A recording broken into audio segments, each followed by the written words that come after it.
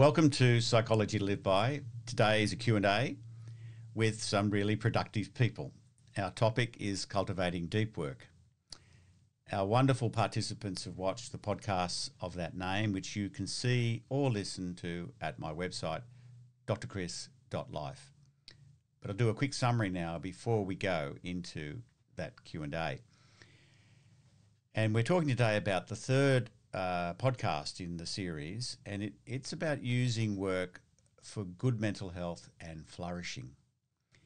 If our ultimate life purpose is to increase our happiness, then we need to get better at using all our work and non-work activities to lift well-being, not lower it. Our body, especially our brain, is built to modulate its activities. It's not meant to be constantly on. We're designed to rest between tasks, to reset our systems, and then to re-engage. So how can we achieve our task and increase our attentional focus? Well, one way is Adam Fraser's third space, a mental place where you allow yourself to modulate. It's the middle space between what you've been doing and what you're about to do, and it's got 3 steps. So first, you reflect on what you've just done. You allow yourself to feel some sense of achievement, and then you close it off in your mind. Next, you consciously rest. This may only last a few seconds as you walk between meetings, or it might be 5 minutes as you walk around the block. The third phase is where you reset to develop awareness and to visualize the behavior you want to show in the next task. Another way to use work to increase our happiness is to better integrate all our activities to reflect our priorities in our life. We need to get the mix right to integrate relationships, physical well-being, aesthetic and spiritual engagement, and yes, work. There's no universal formula, but we all need to make our peace with whatever we decide are our ratios. So I suggest you firm up the boundaries between work and the rest of your life. What physical boundaries can you set in place? Can you turn off work-related digital devices? Can you have a dedicated room to work from home? And finally, a more difficult work in progress, getting better at setting psychological boundaries. How many of your work decisions are driven by worries about interpersonal esteem, by worried thoughts about reputation or imagined uncomfortable conversations that you mostly don't end up undertaking, by invasive worries about deadlines? So the third podcast outlines some suggested strategies for establishing psychological boundaries. Can you institute buffer activities between work and personal life, such as meditating, changing clothes and going for a walk, or having a notebook just handy to empty your mind of work-related concerns? Can you consciously choose to be fully with your loved ones, and so on? For most people in modern life, we have to treasure our attention and apply it to non-work priorities. That's, of course, if your plan is to actually be happy. All right, but that's enough by way of summary of the third podcast. And now to my productive friends. I think last time we spoke, we went female, male, female, male. So I think this time we might go male, female, male, female. So that's one of you two, as we would say in Australia, blokes. Sure, I can start us off. Okay. Yeah, also another one more observation more than a question, but Yeah. that third space process to me also is something that really resonated in and it reminds me of the book The Power of Habit. Yes. And just how how much habits can govern all of the way that we interact, and even the way that that mix of work and personal life and rest and all of those things can almost be very habit driven as well. Yes. um and Yeah, so it really resonated, that like that very intentional, like, okay, we're gonna move from this project, we're gonna draw a line there, transition into something new, and then start fresh on something new. Also, that process of that ritual is something that, like, I've had a Yeah. lot of success with in my life. Really, really resonated with me. That's brilliant. Yes. So this idea of the third space, so it's the space between two activities. Mm-hmm. And I love what you said about habit. So just to bring the lens right back and to be looking at what it is to be human, what's the nature of our cognitive emotional system? It's basically a habit building machine. That pretty much everything we do, not all, but a huge proportion of what we do is literally hardwired in habit. We speak. We're speaking English without really having to think about it too much, right? Because that's now deep habit. We're being very polite with each other. We're taking turns and not talking over the top of each other. There were 4 kids here, it'd be chaos. But then habits run deeper and deeper too. That we have these, very deep emotional habits. We have all these ways in which we may carry anxiety into our work tasks. That's just habitual. And so it's a really deep insight, Chris, because I think a lot of people just have formed a sort of anxiety habit around work. And there's almost no relief when they finish one task because their mind is already worried about other tasks. Yep.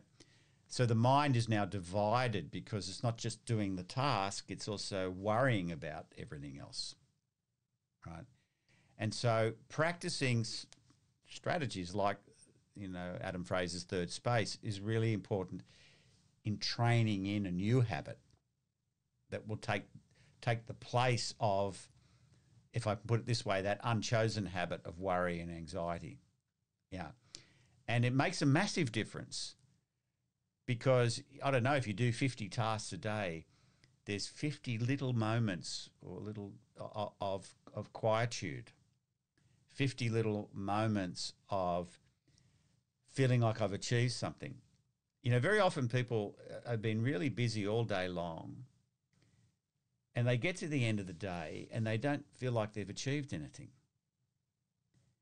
And so sometimes actually what's useful for them to do is actually to, get a bit of paper out and write down what they did today. And that might ease that sense of, sometimes, of course, they realise they haven't been doing what was really important.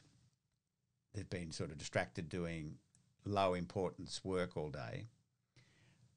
But more often they've actually been doing stuff.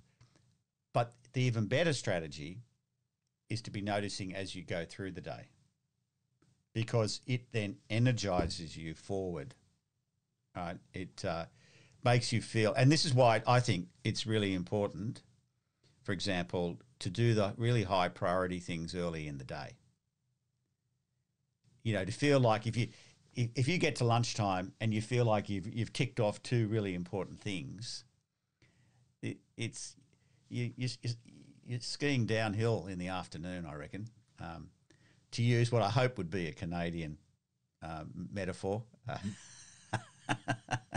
That's great, Chris. I reckon that'd be you now, Karen. What's on your mind? Oh, so much, Dr. Chris, so much. Well, that doesn't surprise me either. For me, there was so much, but what I've like triple underlined two things was work-life integration and boundaries. And so what comes to mind for me is like integrating, I think I've mentioned it before, for someone who's a people pleaser, like really developing those boundaries in order to create work-life integration, a positive, healthy work-life integration. And a lot of that for me connects to relationships, whether that be work relationships or personal relationships, and how you cultivate that into a positive culture. Not so much a question, just what's really kind of top of mind for me is what work do I need to do in creating those? Like the physical boundaries, I think are pretty, that's pretty tactical. I'm going to close the computer, turn off my notifications, but then those psychological boundaries and approaching those mindfully. Yeah, because you raise a really interesting point there. It's just sort of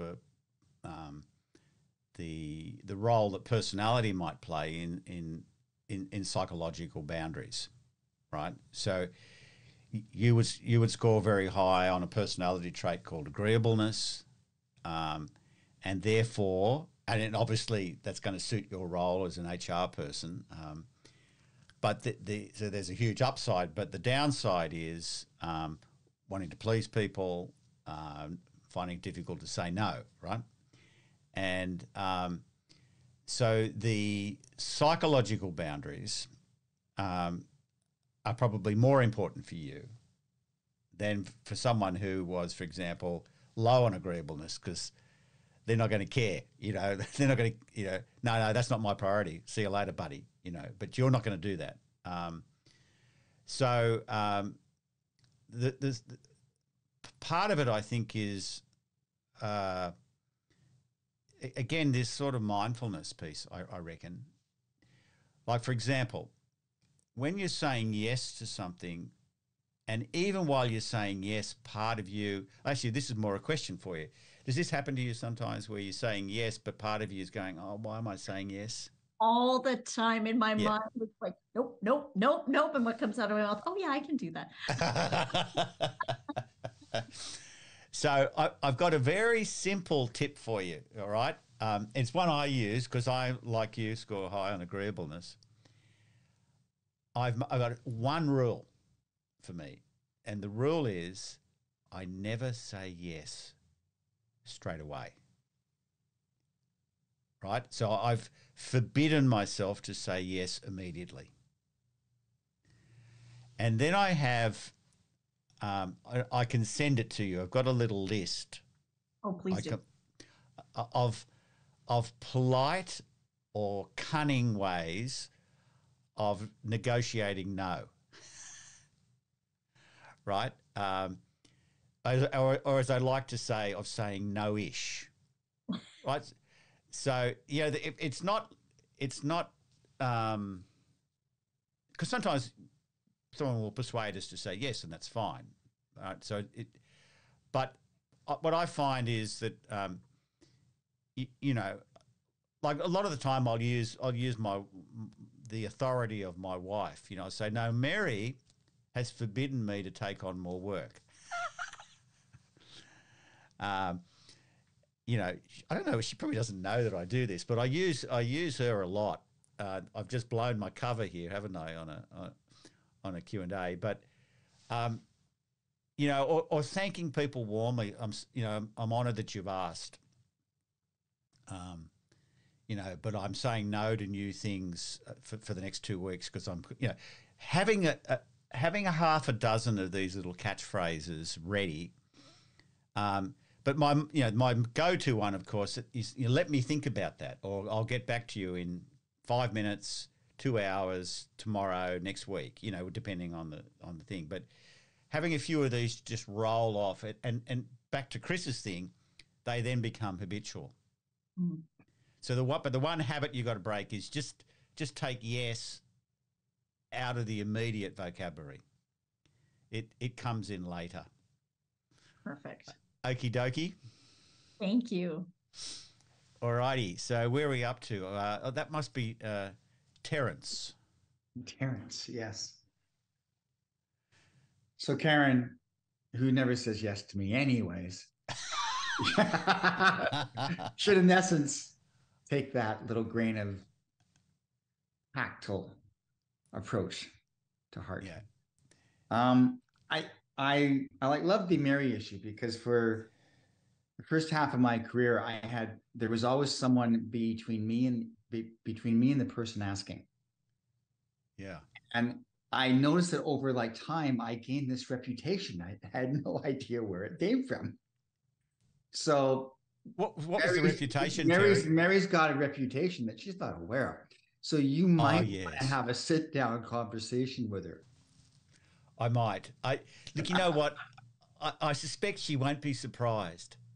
I don't think she will be either. But at some point, the two of you will run into someone else, and they'll go, "Oh, you're Mary."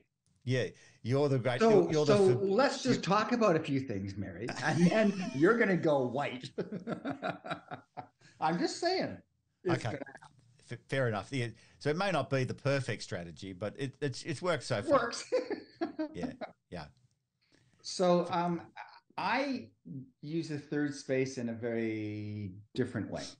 So after each Zoom call or after each task that I do, I get up. And I always have a wooden puzzle happening. And I'll go over to that puzzle. And I have to get one or two pieces in before I can go to the next task. And can I ask, Terry, what's that do for you? How does that help? Because wooden puzzles, as Chris knows, and I like getting the big ones with 600-700 pieces, are incredibly challenging. So if you don't focus on that, you won't get a piece. Yeah. So it just realigns my whole thought process. And then I'll come back, or I'll wander and turn on the kettle to get some tea, or if it's sunny, I'll go outside and look around. But in reality, that's the tool that I use. Nice. I really like it. When I'm at home, because I just found something where if I don't focus, I can't do it. Where there's lots of third spaces where you can be in the third space, but you're still thinking about what just happened or what you have to do. So I had to find something where that was not possible for me to execute against something that I find fun, which is to put a piece in a puzzle. I love it. A sense of accomplishment, right? And as mundane as it is, it works really well. No. I'm interested. As you say, there's like two dimensions to it. There is the satisfaction. So you actually, you love doing it in the sense of achievement.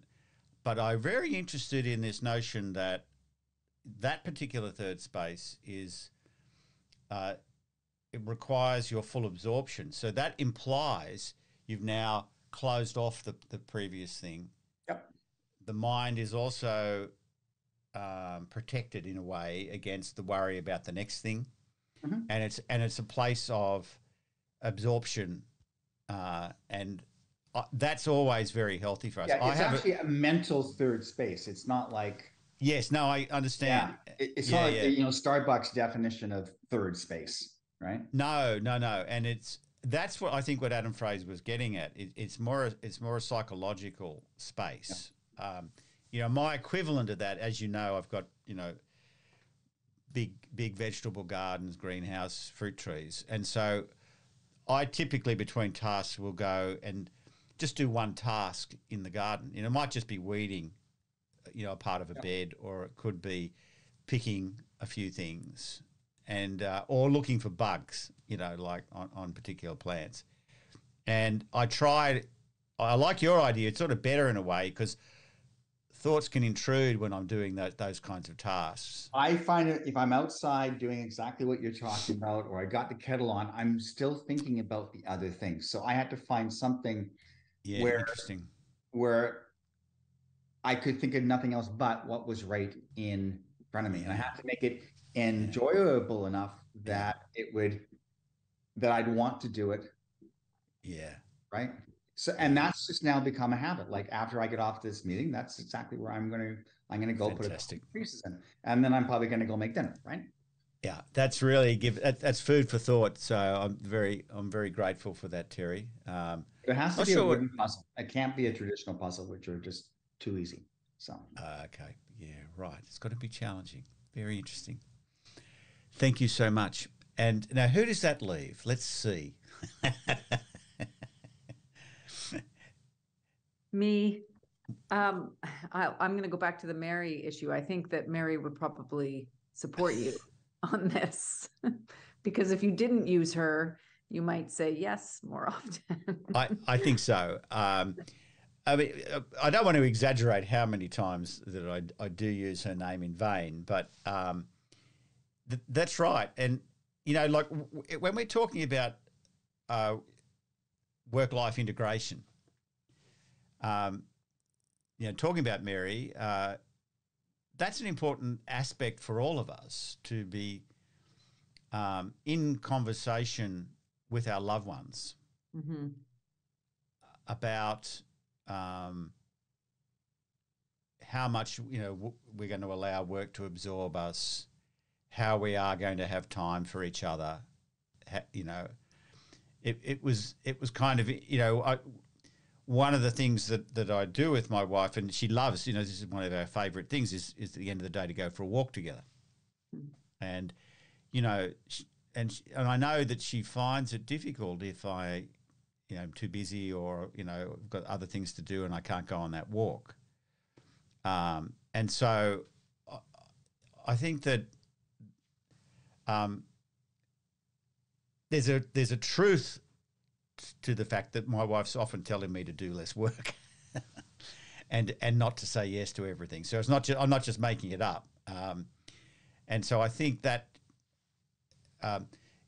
it's not just your to-do list, not just my to-do list. If we're in relationship, it's in some extent it's our to-do list. And part of the negotiations need to be around that. So, for example, you know, again, working with lots of very high-performing, high-pressure, hard-working professionals, it's almost a universal issue is how they manage this issue. You know, especially if they've got children, and they're often carrying a lot of guilt about not being there enough for key moments with the children, etc. And you know, it's something that we have to work on it all the time. But I think that's a really important thing is about doing it as a team, you know, rather than that it's just me. You know, and I think it really helps relationships if there is that sort of shared approach to it, right? So that once it's agreed, the person's not feeling guilty about having a really busy week, right? And the other person knows that they are a priority to them, or the children are a priority, right? But it's very tricky to work this out in modern life, is my experience. And again, I think it therefore requires lots of ongoing conversation. Yeah. Yeah, I think it's a real skill. I mean, I think, like you said in your introduction, you really have to make peace with not doing it all the time, not being. You know. That's right. You know, you figure out what I call the ratio, and make your peace with it. Now, of course, you're not always going to live up to the ideal ratio, right? Yeah. But if you don't have it or set, then work will for most people will tend to absorb everything, right? And because it isn't always about work. It's, you know, well, I didn't exercise today, and I didn't make my child's, you know, baseball game, or I didn't prioritize. So that's right. And like, you know, I guess this brings up the whole topic of procrastination as well, or you know, or generally of avoidance. And so, and one thing I want to say here is, you know, life's tricky. You know, like it's difficult like this. You know, because part of what our design mechanism is the conservation of energy. You know, so we might castigate ourselves and say, I'm being lazy, but there's a lot of our deep wiring that says down tools and do nothing. You know, sit in the savannah and look at the forest, you know. So once you've finished work, it can be difficult to say, well, now I need to go for a run. you know, but this is where building in habits and structures, so you're not having to make that decision every day anew, but it becomes something that you just do. You know, I sort of do early morning swims in my lap pool, right, when I'm good, and some morning, especially now that's coming up to winter, you know, I don't want to do it at 6 o'clock in the morning. But it only takes to, I think, about the second lap, and I'm really, really glad I did. And I think a lot of things are like that in life. As you get older, you start to realise, oh, yeah, but I'm going to do it anyway, even though I don't want to. But it takes a lot of failure to get there. Right. Okay, a bit of a theme today, I think, is that it's not a final solution, but it's a constant work in progress, but one now at a higher level of conscious awareness. Yeah. All right, guys, fantastic. Again, wonderful people, thoughtful. Always learn things from you. Not sure what our next Q&A is going to be, but I'm pretty sure it'll be fun and hopefully informative. See you guys. Take good care. Bye-bye.